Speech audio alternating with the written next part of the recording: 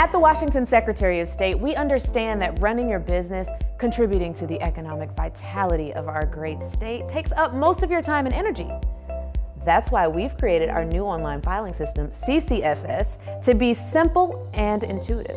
It's so easy, in fact, that even Matt here can do it. We'll see about that. Matt's not very technically inclined. I use a flip phone. Doesn't even flip.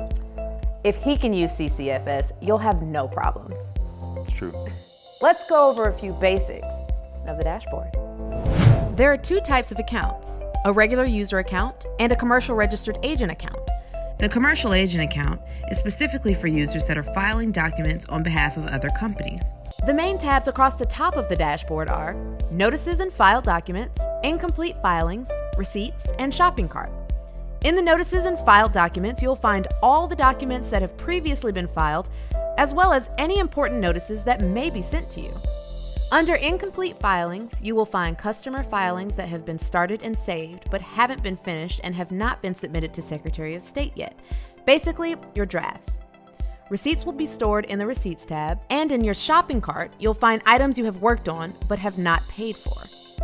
The Subscriptions tab allows you to subscribe to receive notices about changes made or filings filed on any registered entity to which you subscribe.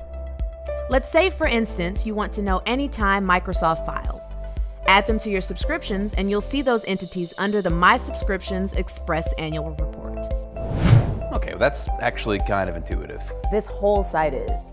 In the next module, we'll walk you through the Annual Report Express Filing procedure. Okay, but is it easy enough for like a tech-challenged baker to handle? Sure is. Give me one of those scones and I'll show you. No, absolutely. I've had it. Thank you. Only $4.